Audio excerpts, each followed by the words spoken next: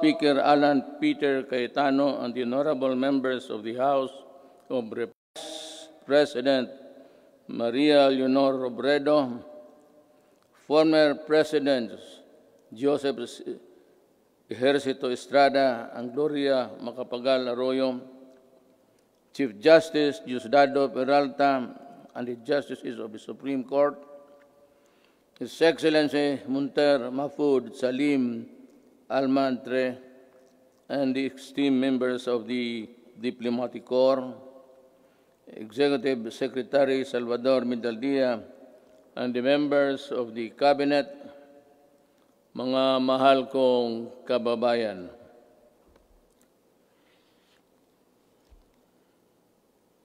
We live in a troubled time.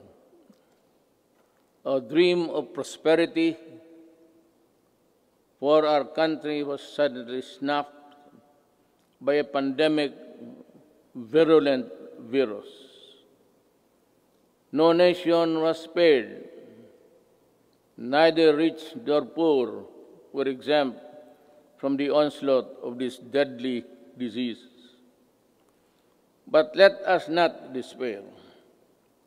The vaccine is around the corner. Sooner and not later, the virus that gobbled up thousands of lives will itself be laid to rest. In the meantime, let us express the nation's gratitude to those who courageously and willingly put their lives on the line to serve the people and country. We share the griefs of their families, and no amount of tears can compensate their great losses. My countrymen, it is sad that while government focuses its attention resources to battle the coronavirus, there are those who take advantage of a preoccupied government. One of them is Senator Frank Dillon. In an interview, he arrogantly mentioned, among others, that oligarchs need not be rich. Then he linked the anti-dynasty system with oligarchy, and the topic was my daughter and son. This happened after the Committee of Franchise voted 70-11 to deny the grant of franchise to ABS-CBN. Obviously, he was defending the Lopezes, that they are not oligarchs. Great wealth enables economic elites and corporations to influence public policy to their advantage. Media is a powerful tool in the hands of oligarchs like the Lopezes, who use their media outlets in their battles with political figures. I am a casualty of the Lopezes during the 2016 election. The dealers and purveyors of illegal drugs, hiding in the shadow of COVID-19, have stepped up their activities. The amount of shabu valued at millions of pesos seized during police operations speak volumes of the enormity and the weight of the problem that we bear. The corrupt, the grafters, and the influence peddlers also take advantage of their fear and confusion that coronavirus generates the financial and material assistance of government to the unemployed, the sick, and the destitute, running into billions of pesos, are not spared from corruption and ineptitude. Even the donations for well-meaning private persons are skimmed before reaching their intended beneficiaries. It is like snatching food from the mouths of the babes. The profiteers, overpricers, and the corrupt felons must be laughing while they stash their dirty monies, but not for long. They cannot outrun the long arm of the law. In this regard, the words of former President Ramon Magsaysay ring fresh and relevant today as the day they were said decades ago. He said of integrity and faith like Rizal and Del Pilar, men of action like Bonifacio, men of inflexible patriotism like Mabini. We need their zeal, their self-reliance, and their capacity to work, their devotion to service, and their ability to lose themselves in the common cause of building a nation. If we allow greed and self-interest and ambition to rule us, then, as stated by one prominent physician, we will be left with nothing better than the lesser evil instead of the greater good.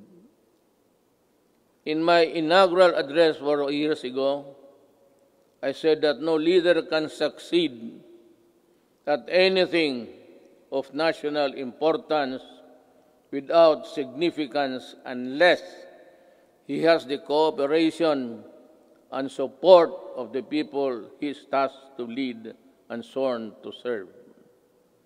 The efforts and resources which we poured out produced the momentum needed to bring our country closer to our goals. Suffice it to say, we made significant strides over time. Over 4.3 million poor families benefited from the Pantawid Pamilya. Over 92.2 million beneficiaries received subsidies under the Unconditional Cash Transfer Program. We also made available tertiary education and universal health care. Public utility drivers were given assistance to the Pantawid Pasada program. There are complaints that some drivers did not receive any assistance at all. I have directed the SWD and DILG to look into this.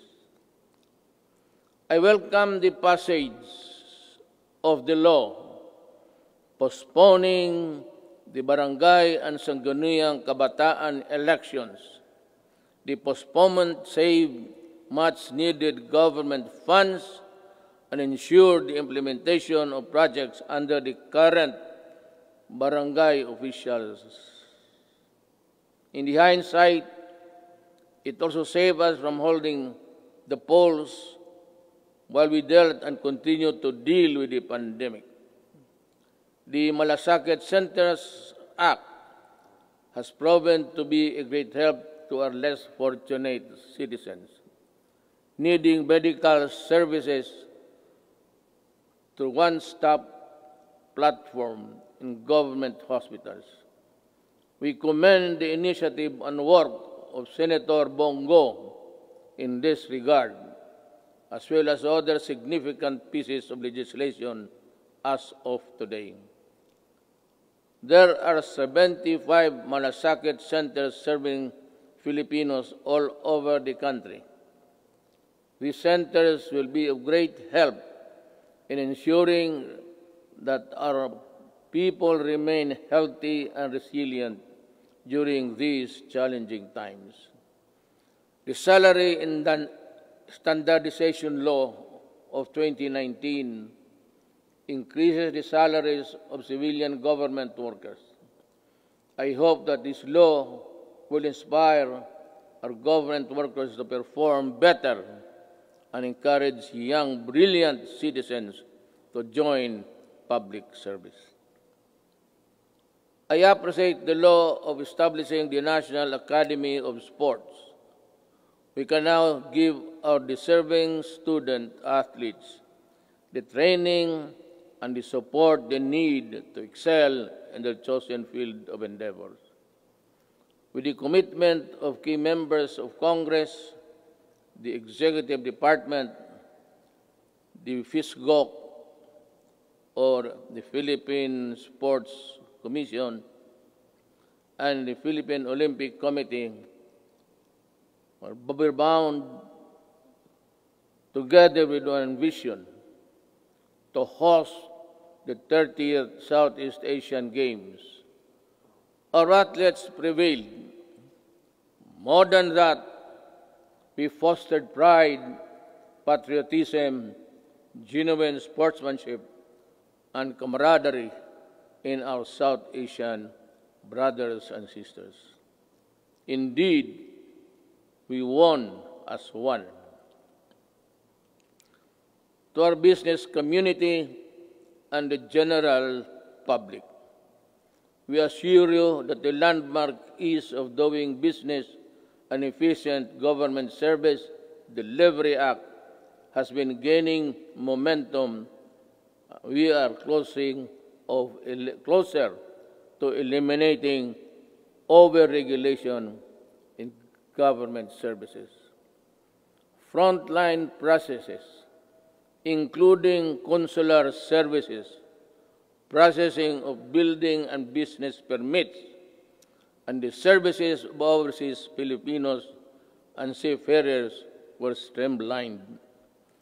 Passports and driver's license validity were lessened to ease the burden of the public. We received a BBB plus credit rating despite ASEAN credit rating downgrades and negative outlook revisions in the worldwide.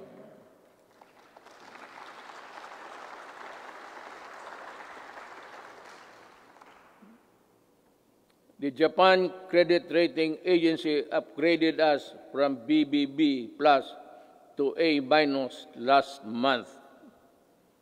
Meanwhile, Moody's has affirmed and maintained the country's ratings at BB2, Baa2 rather.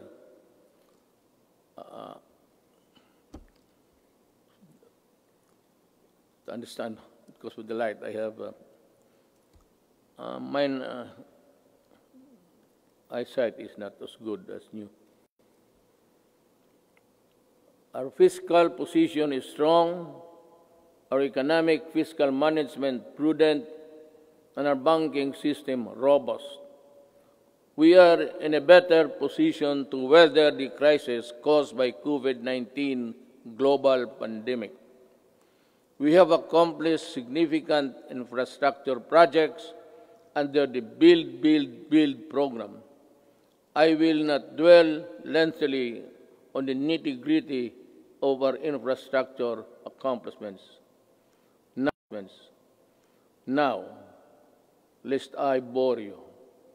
Instead, we will release a comprehensive written report of our collective milestones and the details of accomplishments that remind us that perseverance, patience, determination will help us move forward even in the most difficult times.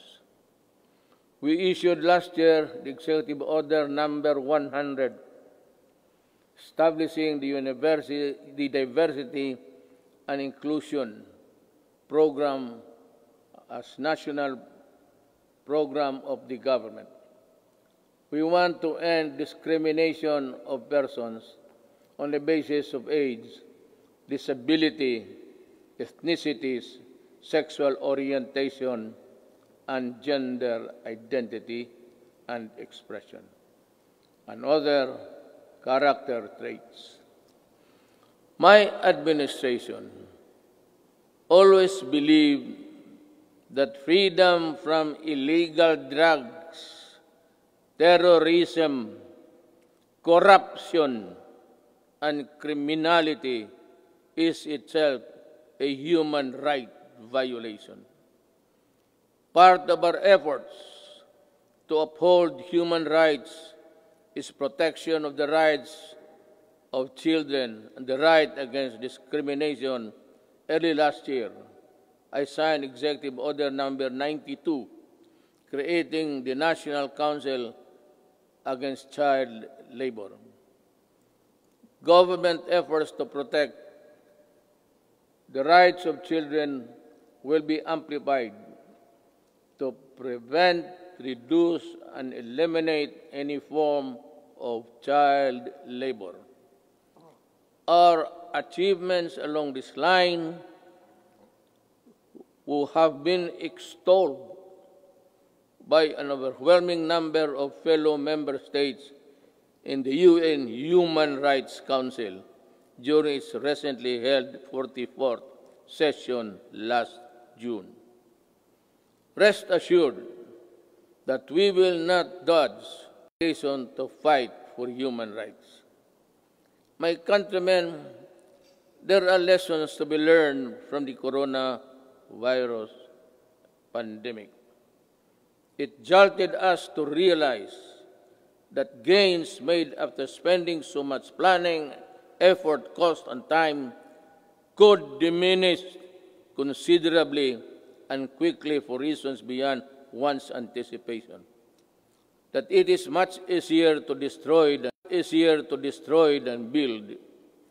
That in a crisis of national proportion that affects every aspect of human life, government needs to have the support and cooperation of the people if it is to succeed in battling the cause of that crisis. That there are people who ask for compassion but show none themselves. That life, after all, is fickle, like the weather. The gains we achieved for the first 3.5 years were put to a test when the pandemic suddenly struck the global community. While I am aware that the road towards a comfortable life would all be far easy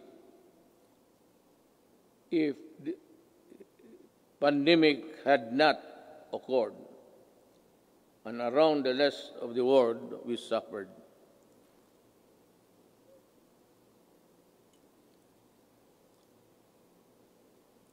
The global scale and socioeconomic impact of COVID-19 pandemic has been unprecedented. Yet, in the throes of its global health emergency, we have been able to withstand the headwinds generated by this coronavirus. In this regard, I would like to express my gratitude to all those who made possible the steady supply of food, water, basic utilities of our households.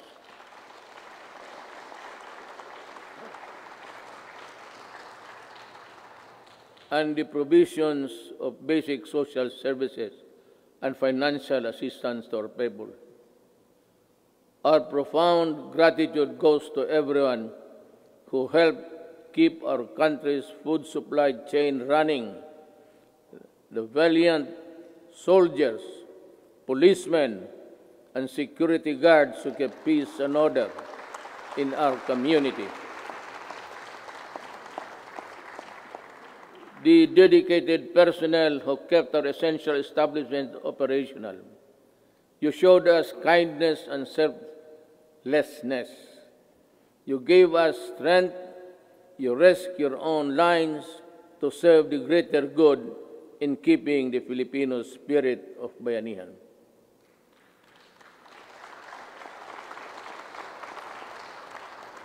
I also thank the men and women of the Interagency Task Force on Emerging Infectious Diseases, and the National Task Force Against COVID-19 for all the countless hours it spent to keep the pandemic in check and for all the efforts it made to ensure the safety of our people.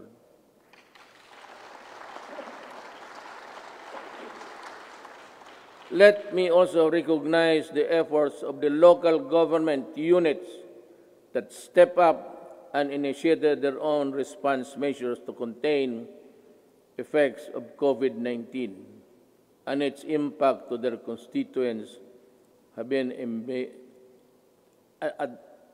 impact to its constituents. The shadow says it's a period there. I know exactly the difficulties you are undergoing.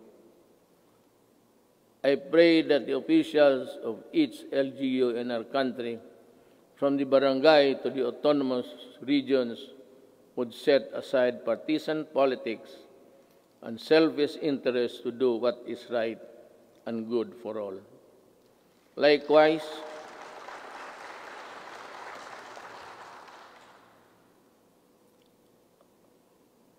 I likewise issued Executive Order Number 104, which imposed ceilings on retail prices of I likewise issued Executive Order Number 104, which imposed ceilings on retail prices of at least 133 drugs and medicines and directed a continuous review of the retail prices of others.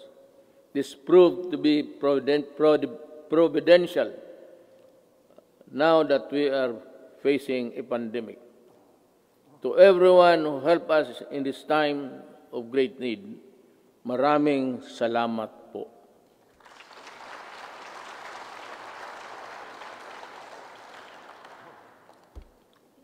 Let me say that the strength of a nation rests in the hands of the people acting as one with government.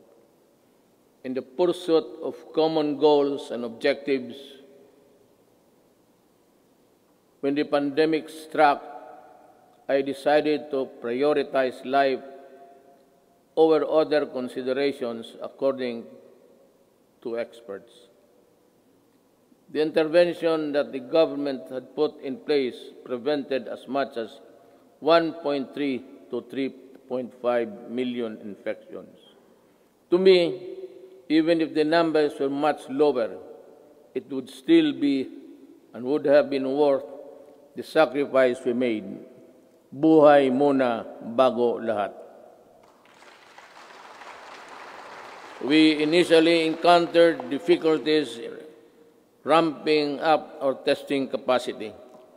We now have 93 accredited testing laboratories nationwide, and we are aiming to conduct 1.4 million tests by end of July and ensure a quick turnaround time of 48 to 72 hours. Under the Social Amelioration Program, we allotted 2.5 billion to 2.5 billion for poor and low-income households who were affected during this pandemic, who thrive on a no-work, no-pay arrangement. Admittedly, our implementation of the Social Amelioration Program was not perfect, and some opportunists turned crisis into opportunity. We will catch up with you sooner than you think. We came up with the COVID-19 Adjustment Measures Program, extended financial assistance to over 650,000 affected individuals in the formal sector. 110 OFWs abroad, and almost 83,000 repatriated OFWs were also provided temporary wage employment to displace marginal workers through the TUPAD project. Our indigent senior citizens were also provided with a stipend for the rest of the semester of the year current year. This health emergency stretched government's resources to its limits. In response to the Office of the President, worked closely with Congress for the quick passage of the Bayanihan to Heal as One Act. May I again reiterate my thanks to you, the men and women of Congress, for the effort you invested in passing that law. I hope that we can get some or the same treatment of clarity, purpose, and the fastness to support the passage of the Bayanihan Recover to Act as One, which is supplement funds for recovery and response against the impact of COVID-19 pandemic. We must facilitate the country's economic recovery. I call on Congress to fast-track the passage of the proposed measure, such as the Corporate Recovery and Tax Incentives Enterprises or CREATE Act. This immediately cuts the corporate income levy from the current 30 to 25% and give government flexibility to grant a combination of fiscal and non-fiscal incentives, among others. The Financial Institutions Strategic Transfer, or First Act, will set up mechanisms allowing banks and other financial institutions to dispose of and transfer non-performing assets and loans to asset management companies similar to the special purpose vehicles. Our economic managers have seen infrastructure investment as an effective tool to help spur high growth, attract investments, create jobs, and achieve financial inclusion for all Filipinos. The DBP has resumed the construction of the North Luzon Expressway Harbor Link, the NLEX-SLEX connector, the Cavite-Laguna Expressway, the Metro Manila Skyway Stage 3, the R1 Bridge Project, the Tarlac-Pangasinan-La Union Expressway Project, and the Subic-Freeport Expressway Project, to name a few. To realize the maximum benefit from the country's investments, the infrastructure projects under the Build, Build, Build program, which are labor and capital intensive, are not mere springboard to the country's swift recovery pandemic. They are economic benefits to be distributed to all corners of the country and push sustainable stability in the urban centers, particularly Manila.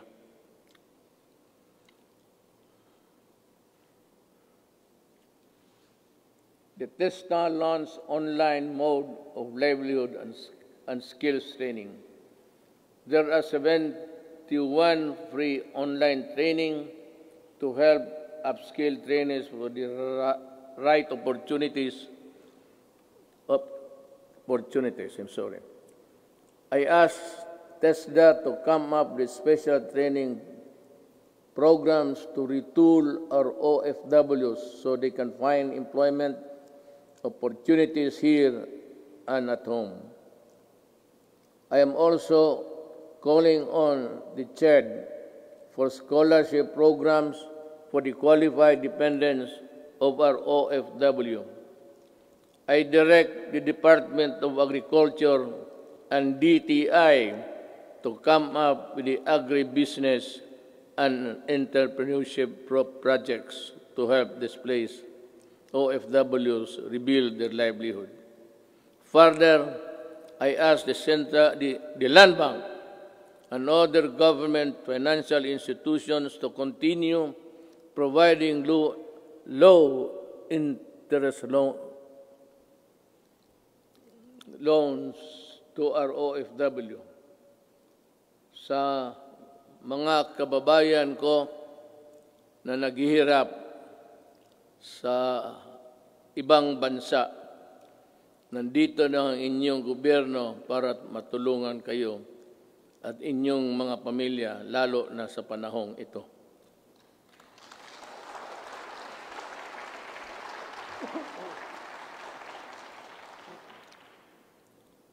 The government will intensify its efforts to help businesses, especially micro, small, and medium enterprises, or MSMEs, by providing responsive government assistance and services capitalization and business operation support as we adapt to the next normal.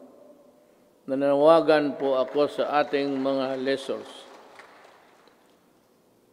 Nananawagan po ako sa ating mga lessors. Malasakit at bayanihan po ang sana ang pairalin natin ngayon. This is not the time to drive away laces. During normal times, they were the primary source of your income stream.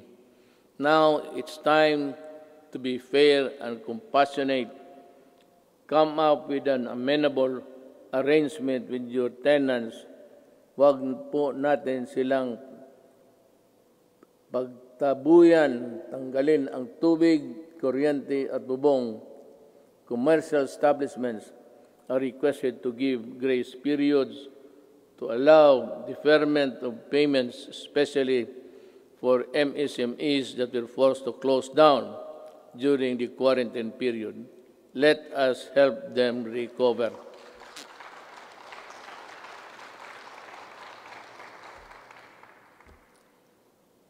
We pump prime the recovery and rehabilitation of the MSMEs. The DTI to the Small Business Corporation set up the Philippine 1 billion COVID assistance to restart enterprises or CARES program to provide zero-interest loans for MSMEs affected by the pandemic as of July 10, 2020. Over 2,600 loans applications worth more than 182.5 million have been approved. We are optimistic that this initiative will help our MSMEs stabilize and recover from their losses. I also join the Bangko Sentral ng Pilipinas and the banks operating in the country to provide regulatory relief for our MSMEs and allow loan payment extension without incurring penalties and charges.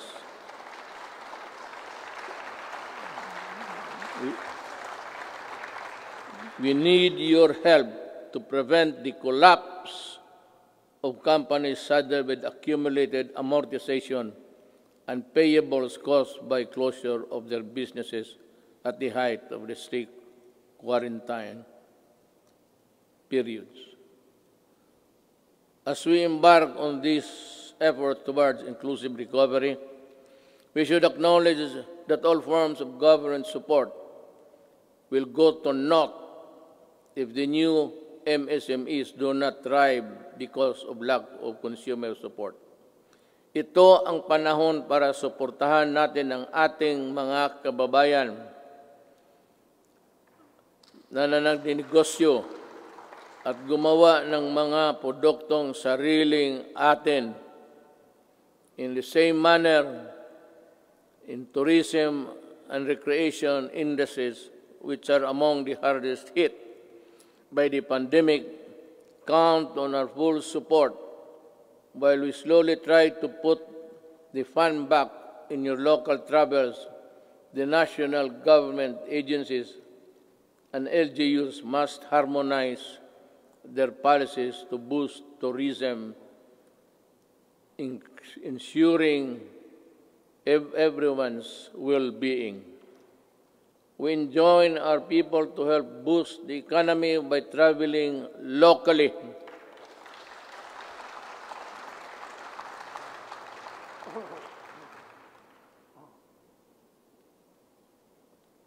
Local na lang. Once the necessary system are in place. The DOST offers its enterprise technology upgrading program to enable businesses to access training that will help them transition to online and contactless operation. Now more than ever, we need to protect our consumers. I direct the Department of Trade and Industry to ensure the empowerment of Filipinos on consumer rights and coordinate strategies between public and private organizations in building a fair, safe, resilient, and sustainable economy. There are welcome developments for commerce and industry, but major economic activities take place in borderless environment with the meager regulatory controls. They expose consumers to various risks related to security, data, privacy, and misrepresentation. We must patrol the country's cyberspace and enforce online consumer and data protection and privacy laws. We must run after online scammers and those undermining the people's trust on the online transactions. We must continue to protect Filipinos in the normal and remind the world that we are responsible stewards of data. I am committed to protect both physical and digital lives of our law-abiding countrymen.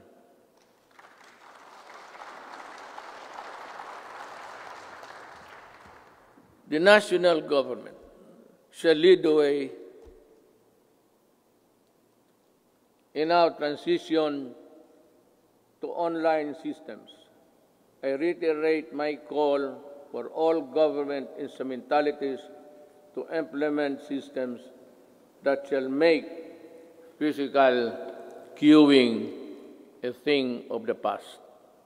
Panahon na para mawala na ang pila para mapagsilbihan ang gobyerno ng walang kahirapan para sa tao. The DILG, DBM, and the ARTA, along with all agencies and instrumentalities of government, are hereby directed to make full possible services available online. We need to adjust and adapt a paperless type of business and work performance. We need e-governance, our people with the services they need and the comfort of their homes in the workplaces. It will enable us our bureaucracy to better transition into the new normal and cut red and minimize red tape. Until the COVID-19 vaccine is available, I will not allow the traditional face-to-face teaching or learning unless the risk of exposure to the sickness are eliminated. I cannot and will not put to rest the health and lives of our students and teachers.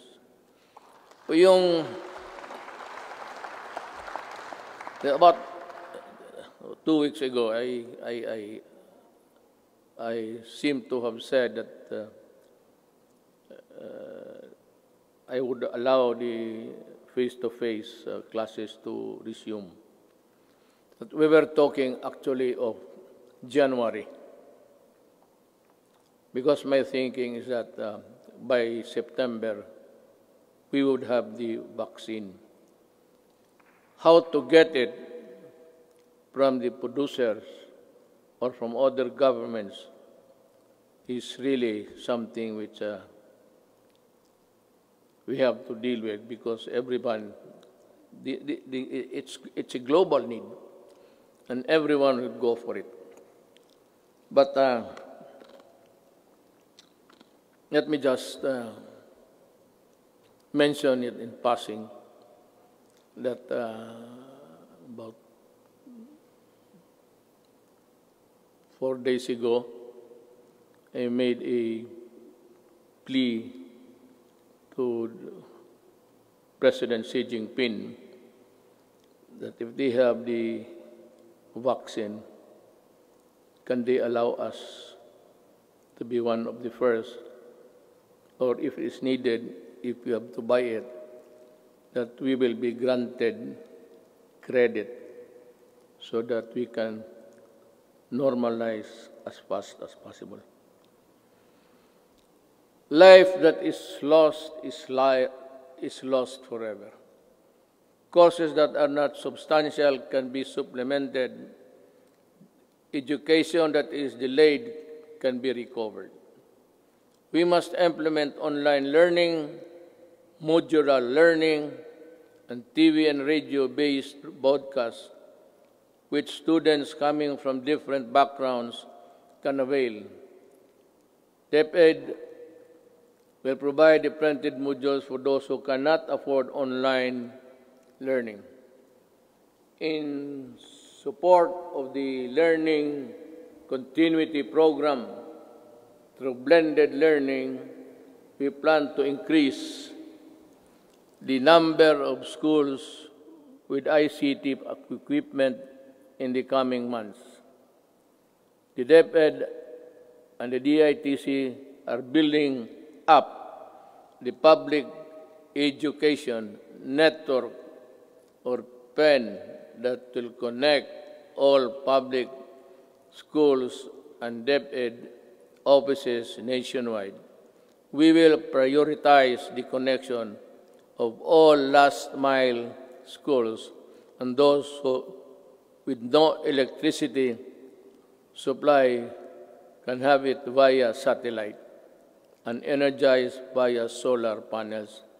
By 2022, before I step down, the PEN shall be realized.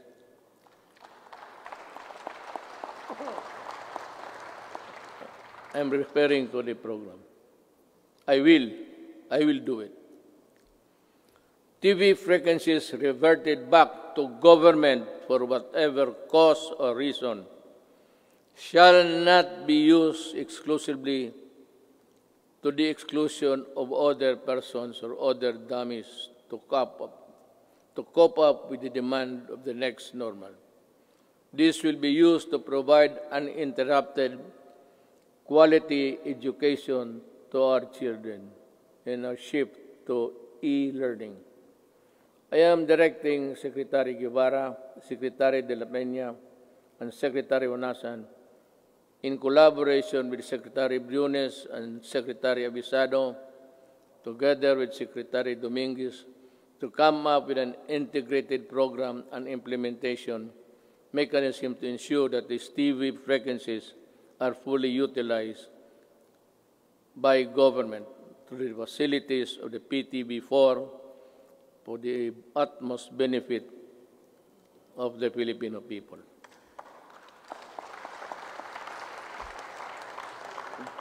let me just allow me to segue a little bit. For the remaining 2 years of my term, all that is good that belongs to government, whether it be the airwaves, whether it be the lines, or whatever that is good for the people, will belong to the government, and it should be government who should be given the first option to utilize them. Ang sobra kanila. I call on our communication companies to improve their services lest we be forced to take drastic steps to address the less than deal service that the public is getting from you. Alam mo, sisingit na lang ako dito. I am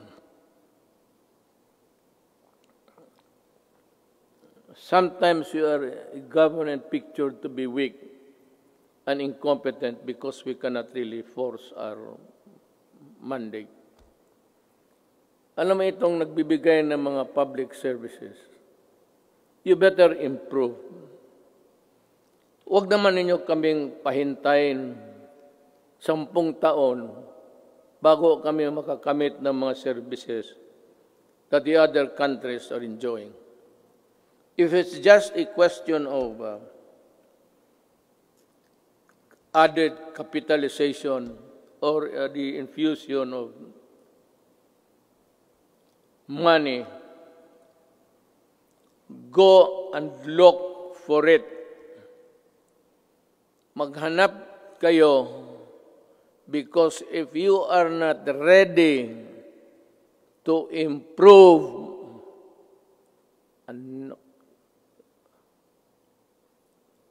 I might just as well close all of you and we revert back to the line telephone. At kukunin ko yan, i-expropriate ko sa gobyerno. Alam mo itong, I'll be straight, smart,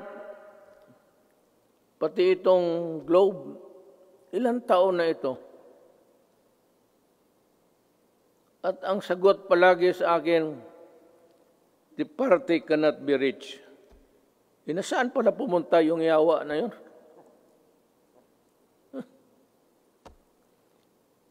Kung ganun lang naman ibigay ninyo sa amin, we are a republic, a sovereign country. Bear that in mind, because the patience of the Filipino people is reaching its limit. At I will be the one to articulate the anger of the Filipino people. And you might not want what I intend to do with you. Kindly improve the services before December. I want to call Jesus Christ to Bethlehem. Better have that line cleared.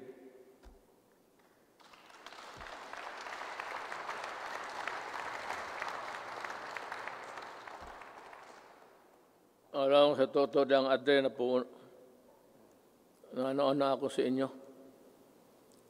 I have been a citizen of this country and parang nilalaro lang ninyong, kayong may pera. Puta. May pera kayo, negosyo kayo. Wala kayong pera, putang, umalis kayo dito. You give us half deals, half cooked transactions, lousy service. Tapos ang tao nagbabayad. Tell us now if you cannot really improve on it, because I will work by December. I have 2 years. The next 2 years, will be spent improving the telecommunications of this country without you. I will find a way. I will talk to Congress and find a way how to do it.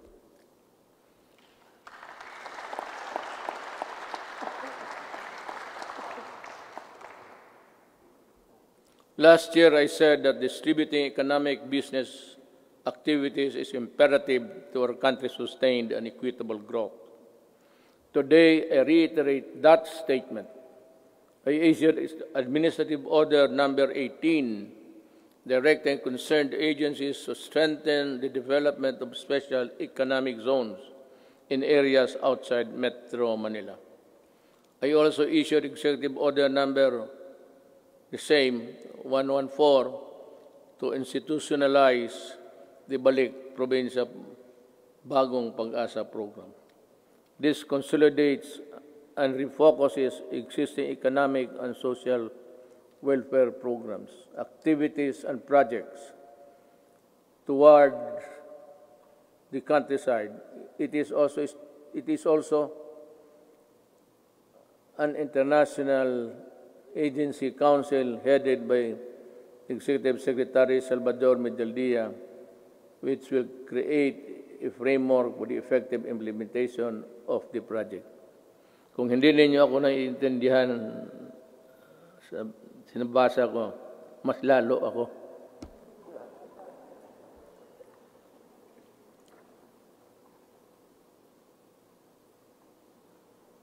In 2021, we aim to increase access to healthcare services by continuously hiring and deploying more than 20,000 health professionals. This will augment health workforce in LGUs, particularly in isolated and disadvantaged areas. We will implement projects to establish and improve barangay health stations, rural health units, and other healthcare facilities. And we will need to address internal security. We are pursuing a whole-of-the-nation approach to bring peace and order, development in the countryside. We need to provide intervention and implement the Barangay Development Program. This will provide cleared and threatened communities. This refers to a program where the armed forces would play a vital role in the one nation approach. This is what it's meant by this. And that every agency of the government, including the armed forces of the Philippines, should participate.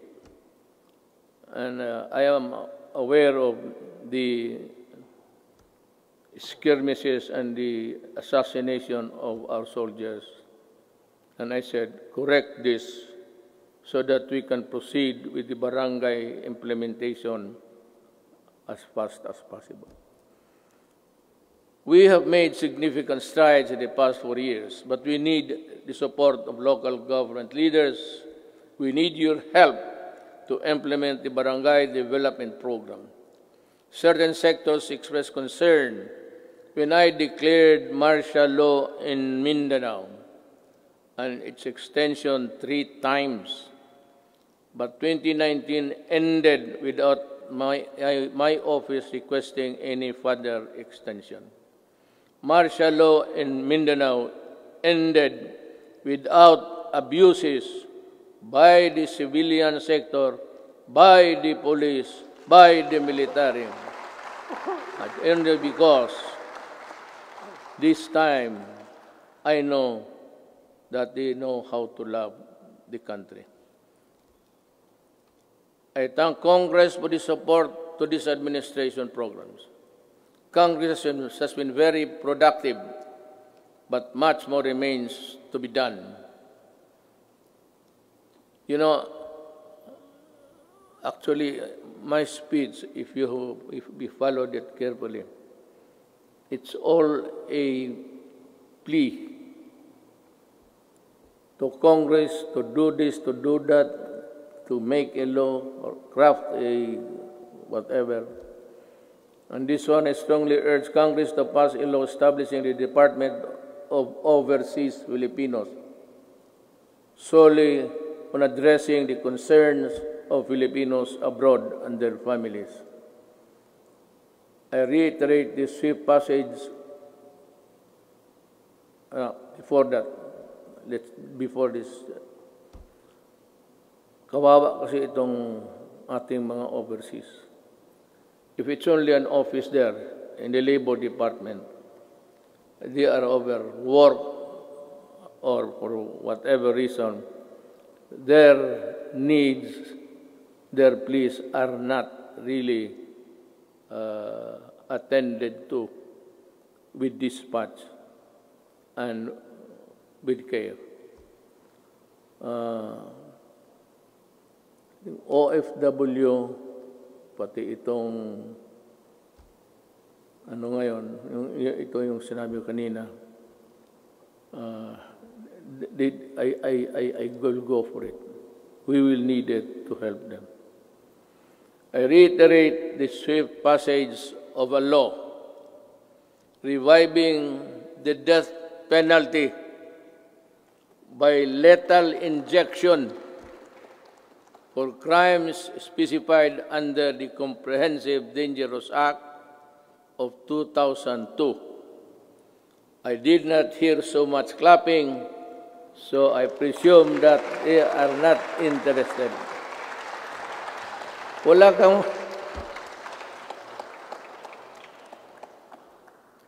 Someday I'll tell you the story of what happened to the Philippines. Hindi ngayon. But when sabihin ko sa inyo ang totoo, bakit nagaganito yung droga ng Pilipinas? Why the drug syndicates continue to operate just like the countries of Colombia, Mexico, and it is being played inside the national penitentiaries. Para tayong talagang binababoy tayo. Sabihin ko sa inyo. But this is not a time for storytelling. Suna kasi ito. So, dito na. This law will not only help us deter criminality, but also save our children from the dangers posed by the illegal and dangerous drugs. May I be allowed with the indulgence of the body? Itong bakit talaga ako galit sa droga. Let us make this a semi-formal speech. Alam mo kasi, 5 pamilya members, o 6 or 7, pagka bumagsak yung tatay to drugs, the family crumbles. There's no more home to. Droga, and if he's receiving his salary, nagtatrabaho sa pantalan, 300 a day. Tapos ang shabu is sold at 2. He has about 100 to bring home. Kaya pagka gano'n, nag-aaway-aaway na. Ang mga bata, hindi nang kapag-aral. Ang iba, ligaw na. Mga babae, into early prostitution. Kung ano-ano nangyari. Hindi lang alam nitong mga na this is happening all over the country every day. And what is really very tragic is this. When the family starts to crumble, the small family home. And invariably, the wife would look for another husband would look for a job, usually easily doon sa abroad. At yung asawa, aalis, yung lalaki na sa droga, yung mga anak iniiwan sa kapitbahay, sa kapatid. And the ferocity of the loss of the Filipino family home has been destroyed. Kaya kung anong mangyari nito, the wife works in the Middle East. I am not zeroing on any particular country, mind you. But alam natin, there are tribes in the Middle East which would allow rape as part of the territory of being a house help. Kasama yan. Kasama talaga yan. So yan ang mahirap dyan. You have a wife there being crucified, being used, magpadala ng pera, tapos ang mga anak, asan nasa Cebu na rin. Kasi these are the guys that the Cebu people would really, stick by them until it crumbles, the resistance. And then you have plenty of this all over the country. Nila alam. Yung sinasabi nila ng misery sa itong human rights, plus 10 yan. Not to count the victims of crimes perpetrated by people addicted to Cebu. That is the reason why I'm so vicious in my galit talaga ako. Kasi nilalaroan tayo. Well, I don't know. Any other president might, pero ako ayaw kong lalaroan ng Pilipino. Do not do it in my country because I will really kill you. That is a commitment.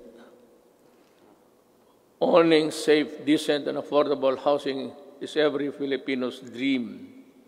But the housing market remains inaccessible to most of our countrymen. I renew my call for Congress to pass the National Housing Development Bill and the Rental Housing Subsidy Bill. These will enable all Filipinos, regardless of social status, to live in decent homes where their families can lead meaningful lives. I also call on Congress to amend Republic Act number 10912 for the Continuing Professional Development Act of 2016. In this time of great pandemic and forthcoming reconstruction, requiring professionals to undergo seminars is burdensome and not realistic. This must end. Ito pang isa. May mga profession. Singit ko na lang lahat to tell this is to inform the nation. May mga profession na they would require, I think it's the nicest, they would require them to come to Manila to retrain and for another round of expenses. Itong mga seminar na ito, dapat mahinto. I don't know in other provinces, but during my time itong sa barangay expeditions ng mga opisyal, hininto ko rin yan. And, which reminds me, I will act on this also in due time. We hail our health professionals as heroes. Now is the time to pass the Advanced Nursing Education Act and the law instituting the Medical Reserve Corps. COVID-19 will not only be the last pandemic. We need to create National Disease Prevention Management Authority to better respond to future outbreaks. We count on Congress to full support. You can just let it remain for a while in the Department of Health kung wala pang pera, but you have to expand the services. It would also entail a little bit of money, but not really as much as expensive when you set up a department. In the long term, we are looking into the creation of the National Disease Prevention and Management Authority to better prepare for the pandemics, protect lives, and allow development to proceed even in the worst of times. We are counting on the full support of Congress for this critical, important endeavor.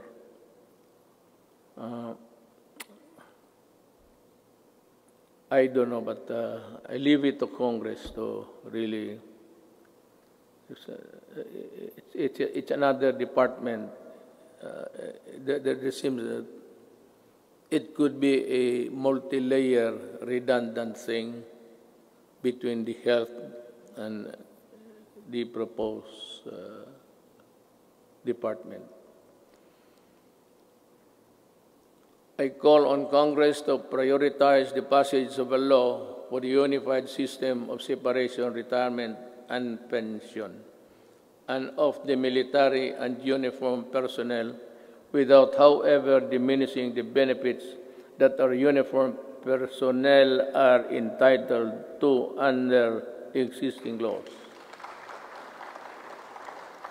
There is a need to adjust the pension system, which will be applicable only to the newly hired uniformed personnel, so as not to cause a ballooning effect against the budget of the military in the years to come, and yet maintain the pension benefits those already in service under the present law.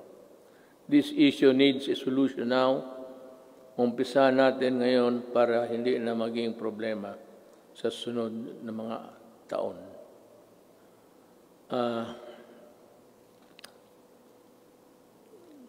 I want to, well, one of the, this is not politicking, I am not running, I cannot run anymore.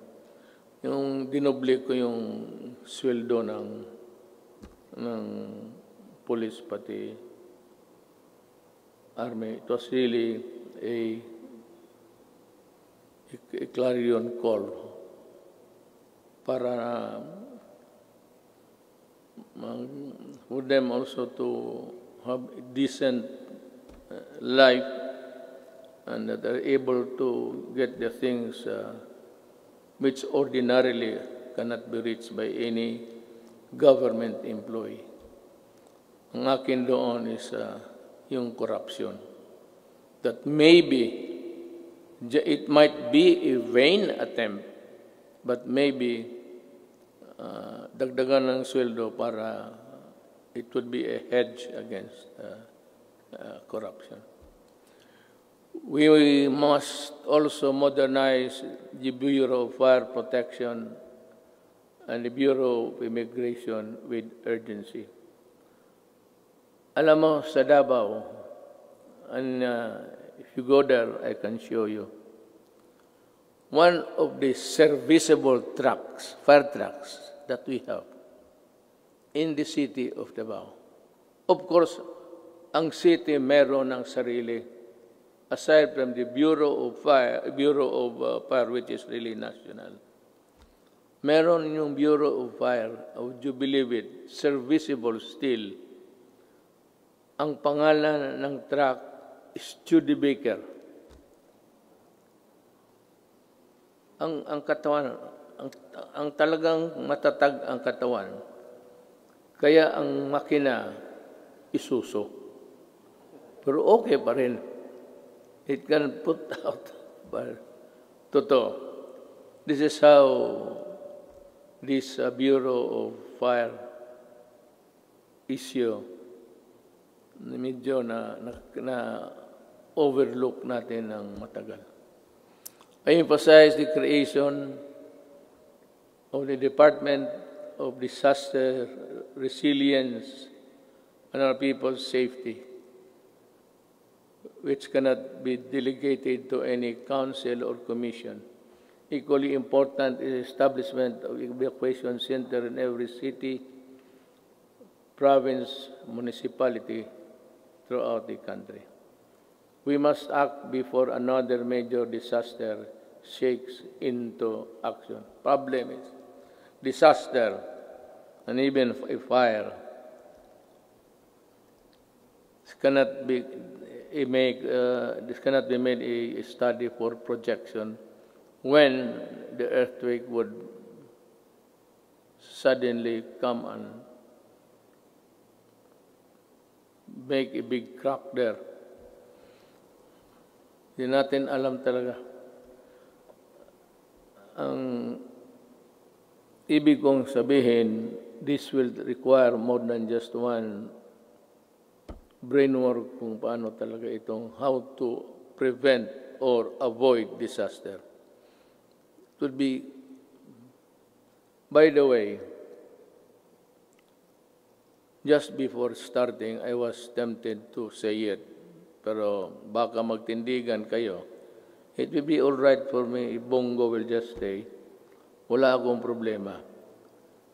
Kasi sabi ko na this piece of speech of mine would be one of the longest sonas that I will deliver.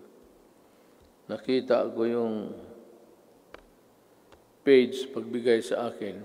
Yung ibang input akin. Pati yung iba lahat. Ang nangyari po, binalik ko sa kanila. Make it short. Pagbalik sa akin, mas makapal na. Nandyan na ngayon. Ito na ngayon.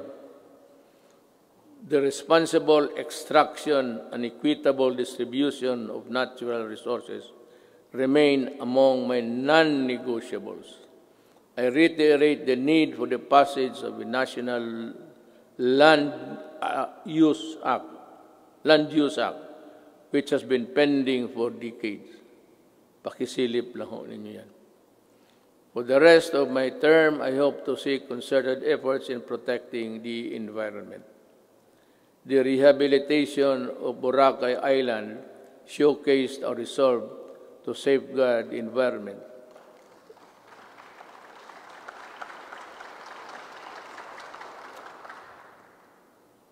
Boracay is doing well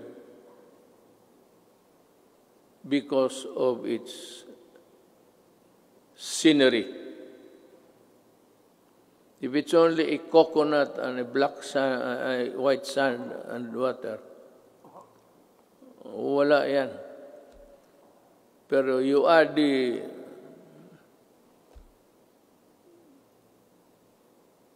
visitors there, then it becomes a very tempting destination. We have seen remarkable emergence of the island back to its former glory. I want this sustained. I ask Congress to enact a law creating, importante ito, the Boracay Island Authority, or BIDA. We need it. I cannot stress enough the importance of agriculture. The growth of our economy depends on a robust agricultural sector. We must utilize the coconut levy for the welfare of our coconut farmers and the development of our coconut industry. I urge everybody, both of the executive department, pati ito, that ito yung pera na nakuha doon sa sequester. And itong perang malaking ito, gagamitin ito for the welfare of the farmers. The problem is, we can no longer trace who are the farmers of yesterday. Marcos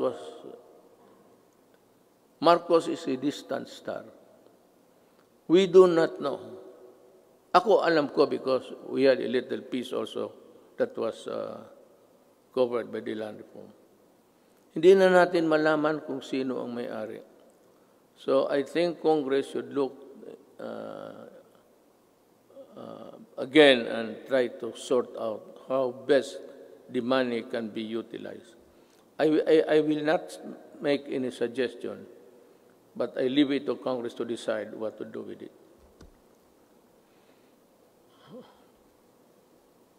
I once again urge both houses of Congress to pass a version of the bill establishing the Coconut Farmers Trust Fund. Tulungan natin ang ating mga magsasaka pagka hindi mawawala yung pera, bilyon yan. Diyos ko po. Well, anyway, we have learned so many lessons along the way. I am also requesting Congress to pass the Rural, Agricultural, and Fisheries Development Financing System Act. We aim to provide adequate, accessible, and affordable food for every Filipino through the Plant program. After the build, I think this is easier to achieve. A few good men, few good regional directors, DAR, and dedicated workers down below could make this thing a success. Mas madali ito kaysa build. Ito plant lang eh. It is more of how you try to convince the farmers to cooperate government for their benefit. This 66 billion agricultural stimulus package will help the agricultural and fisheries sector recover. I hope so. We need to build trust and confidence in online transactions, stronger protection on online consumers, and enabling measures for online business when needed through the enactment of an Internet Transaction Act. This is very good. I thus direct the Department of Trade and Industry and other relevant agencies to work on it closely with Congress, ensuring that the provisions of the proposed bill are responsive to the needs of the consumers while promoting the growth of e-commerce in the country.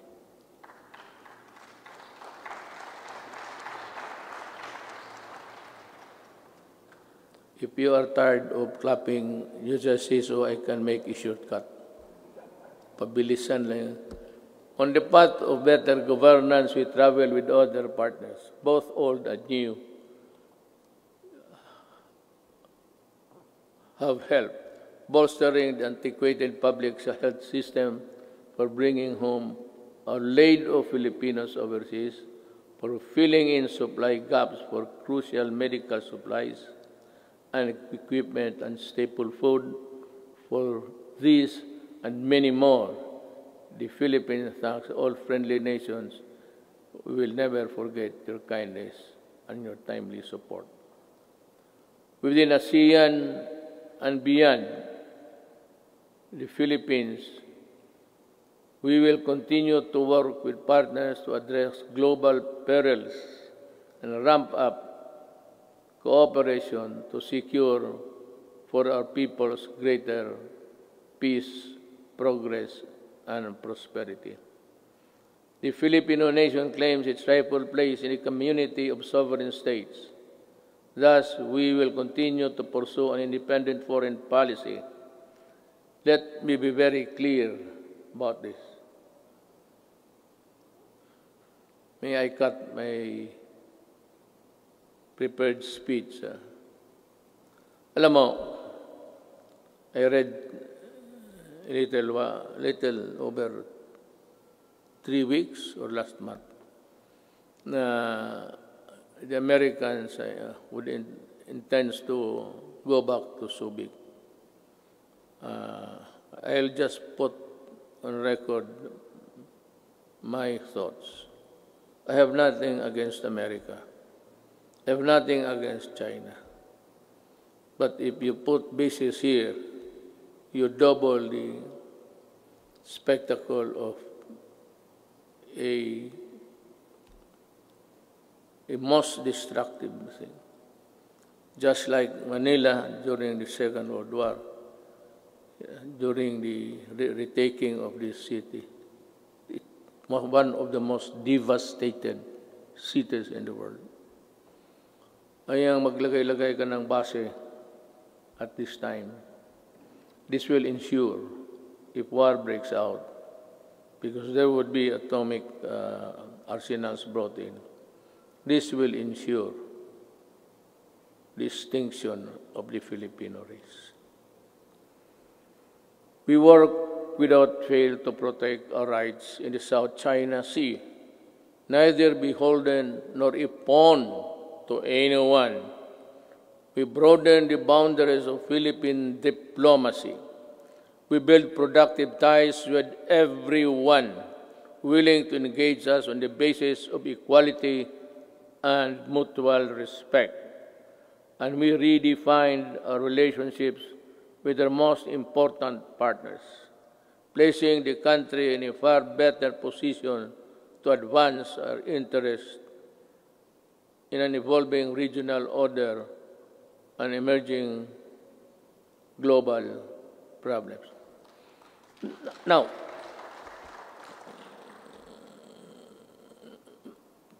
plenty of critics, both sides,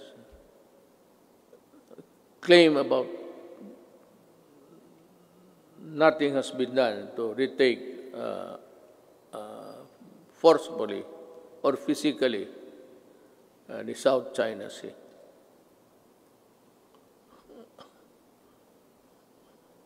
Alam mo,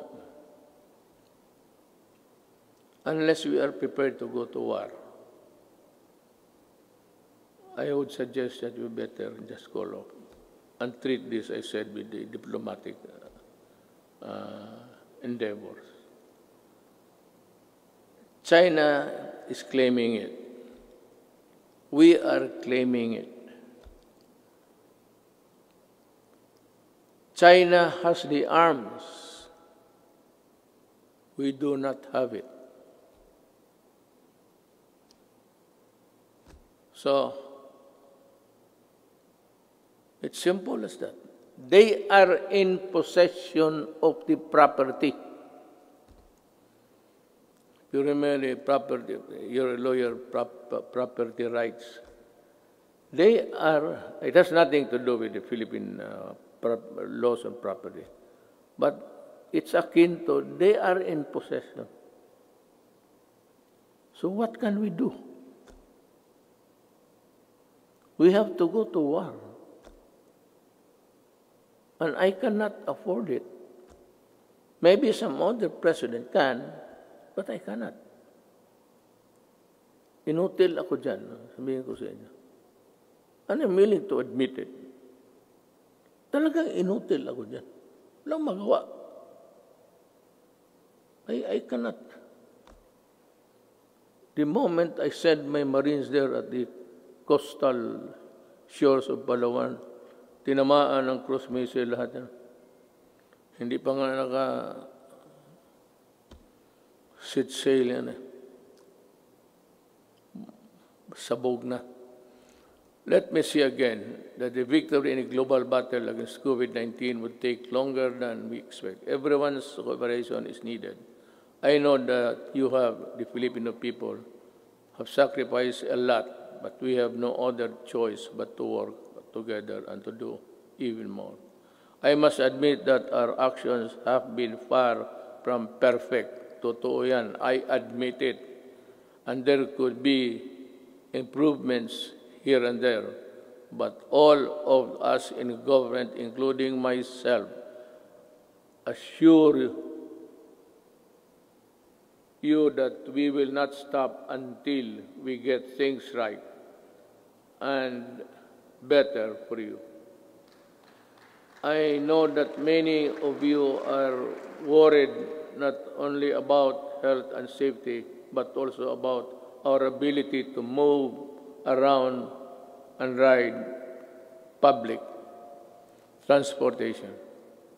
The depletion of your savings due to the rising cost of goods and the loss of your incomes due to uncertainties in your jobs and livelihood, I assure you that your government will address squarely these problems and challenges to overcome them and proceed to a new normal. Marami ho talagang mawawalaan ng those for a middle income. They buy a car on installment basis. You cannot keep up with the amortization. You lose it. You lose the car. And you are forced to ride on public utilities. Concomitantly, didiretso rin itong mga kriminal na rarami at crimes will increase. But let me assure you, for as long as I am president, there can never be a runaway crime in any of our cities. Hindi ako papayag na. I can assure you, we will remain peaceful. Relatively peaceful. Hindi naman very peaceful. Pero kung sabihin mo na kagaya ng hold up dito, hold up, alam naman nila kung anong mangyari. You know what will happen to you. I am addressing myself to the criminals. You commit hold-ups, you commit rape, you commit all sorts of things, and you harm the public, then kaaway mo na ako. Pag bumalik kayo sa dati, kagaya noon, patong-patong na naman ang patay dito. Sigurado, hahanapin ko kayo. Do not ever go back to your old ways. Maghanap na lang kayo ng anong trabaho dyan. Magtiis kayo. To open up the economy to pre-COVID-19 levels at this time is not an option because whatever good it can produce will only be gobbled up or be outweighed by the bad it will generate sometimes. Haste makes waste. The recent upsurge of infection, when you open little windows of resumption of business, is proof of that. I am happy that I have talked to you today. You know, in other places, they opened up too early, too soon. America is one. China, well, fortunately, it was arrested on time. China and the rest, for those who open up and those who do not follow the protocols of at least the World Health Organization, they are suffering And they have at least 140 deaths. And America, kukulang sila lahat. No nation on earth was really prepared for COVID. No amount of preparation, because that kind of microbes visits about once every 100 years.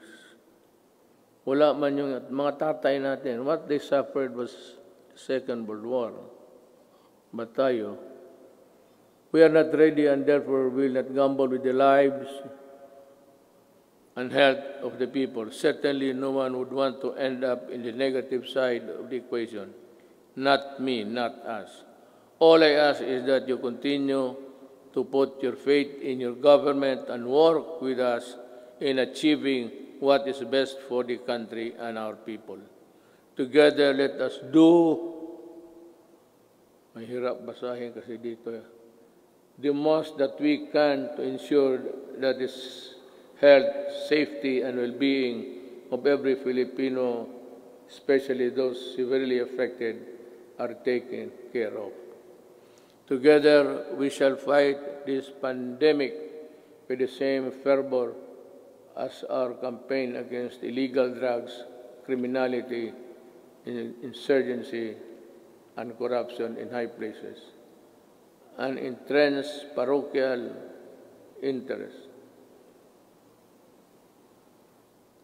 As a government worker, I am addressing each and every Filipino that the government cannot do this without your help.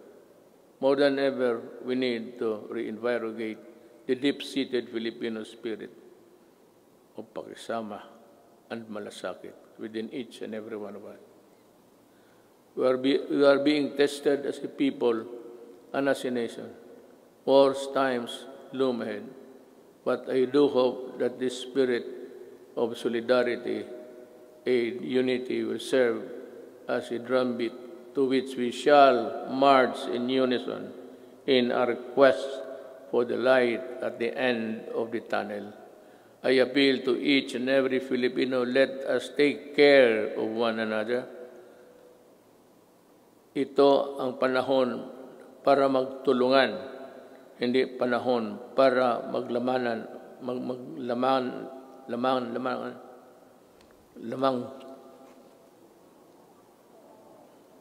mamang, dila ko.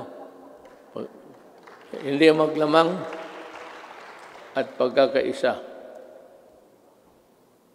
My faith in the Filipino innate patience, resilience, and determination to bounce back is unwavering. Let us share our blessings with those who have little and those who have none. This is the time to bring out the best in us. The woes that weigh heavily on our shoulders may bend our back, but they shall not bend or break our spirit. From the rubbles of adversity, a more resilient and stronger nation, built on bayanihan and pagkakaisa, shall rise. Together, we shall overcome. Before I pardon the time, but it was really the allotted time for my speech, I would just like to give a statement between us sa gobyerno kung hindi tayo nakakaintindihan. You know, Drilon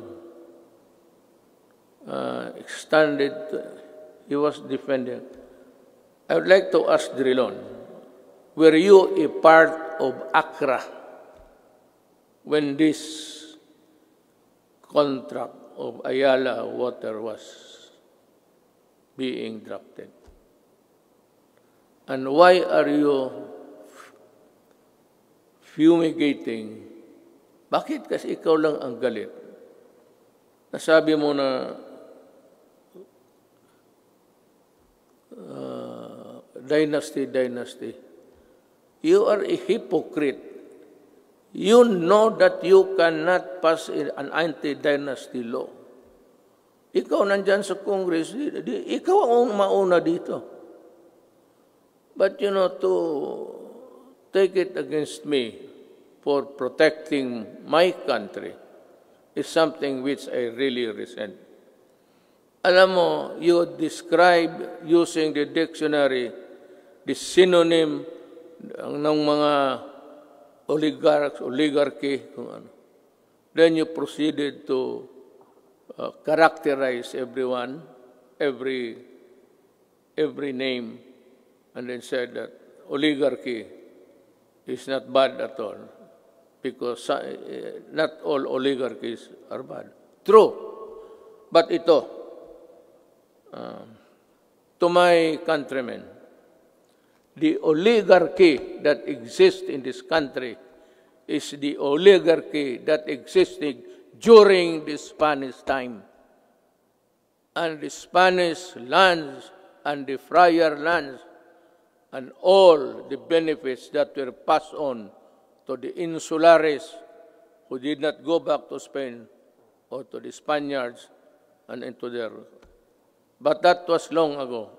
It has been forgotten. This is the oligarchy that controls the Philippines by what? By taking control of the water and the electricity and power. Yan ang oligarchy mo, Drilon. Wala nang oligarchy dito except that they have control. Look at how can you now craft a new contract? Because I would insist that you pay the billions and billions that you collected. For example, water treatment. Oh, nandyan sa kontrata. It's in the billing. They've been collected. Since 1997. Ilang bilyon na nga wala ni isa. Not even a faucet was built for a water treatment facility. Yan ang mahirap sa... You do not protect the oligarchs here. You are the one. Ikaw lang mag-isa. And I suspect that you were also the one or help when you were there in the Accra. We do not even know ang mga abogado sa public documents. Hindi nga alam. Hindi natin alam kung nakagraduate ba o hindi. Wala. Would you think Ayala would get the services of those? Ayala got Accra. Accra did it. Ikaw galing ka doon. Most of you, more successful lawyers sa corporation. You handle big corporate. Yan ang mahirap. O, bangga tayo dito. Hinawakan ninyo eh. Hindi ka pwede kayo. Kita mo, noong nag-increase, walang tubig, pinuputol yung tubig. Ang tao, bumigay kasi hindi pwede yung tayo hindi maligo. Hindi uminom. Electricity, ayaw mo mag-increase. O ayan, wala ka. Palaging brown out lahat.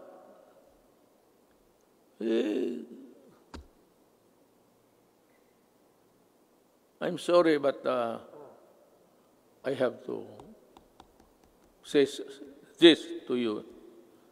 I do not like it. It's not the time for it.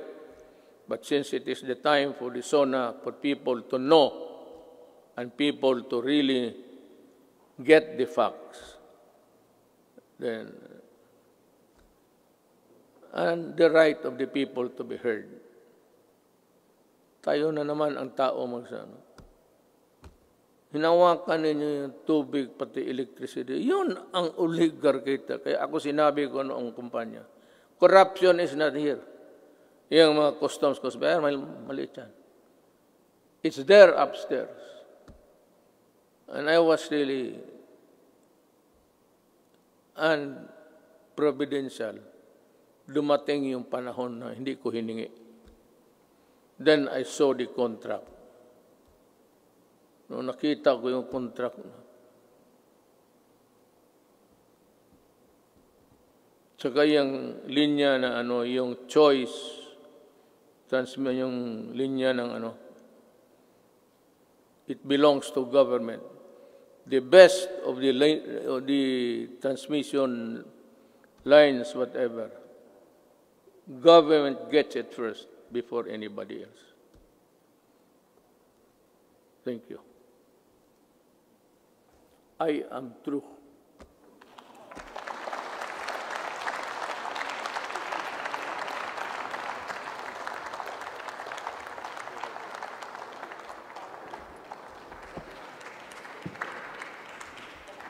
On the part of the Senate, the joint session is adjourned. On the part of the House of Representatives, the joint session is adjourned.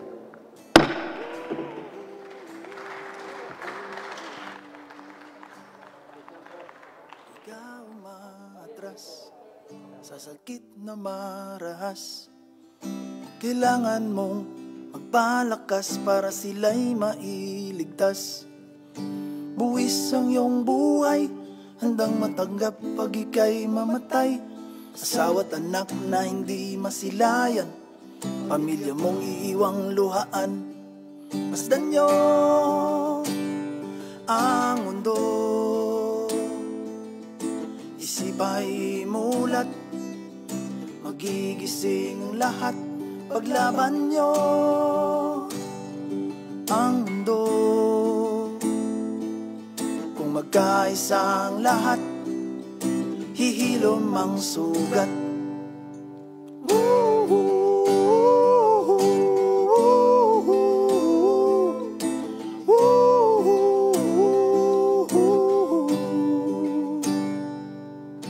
Ikaw ang bantay sa lagusan, protektahan ng mga mamayan. Di uubra ang susuway, mga kriminal at pasaway. Buwis ang iyong buhay, handang matanggap pag ika'y mamatay. Asawa't anak na hindi masilayan, pamilya mong iiwang luhaan. Masdan niyo ang mundo, isip ay mulat, magigising ang lahat. Paglaban niyo ang mundo, kung magkaisa ang lahat, hihilom ang sugat.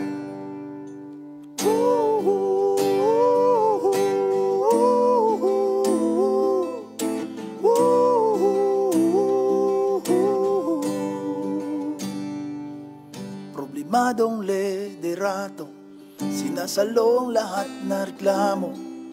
Direktibang gabay sa mga tao para lahat di magkagulo. Buwis ang iyong buhay, handang matanggap pag ika'y mamatay. Asawa't anak na hindi masilayan, pamilya mong iiwang luhaan. Masdan niyo ang mundo, isip ay mulat, magigising ang lahat. Paglaban niyo ang mundo, kung magkaisa ang lahat, hihilom ang sugat.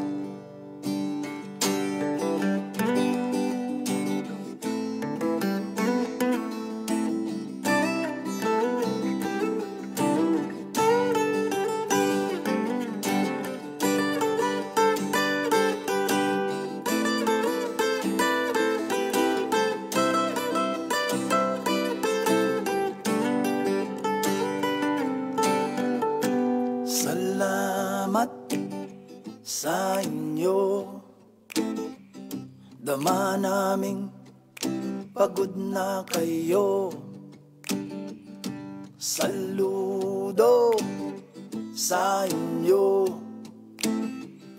mga magigiting na pasan ng mundo. Masdan nyo, salamat ang mundo sa inyo. Isip ay mulat, pagigising lahat. Paglaban nyo, saludo ang mundo sa inyo. Kung magkaisa isa-isang lahat, hihilom ang sugat. Masdan nyo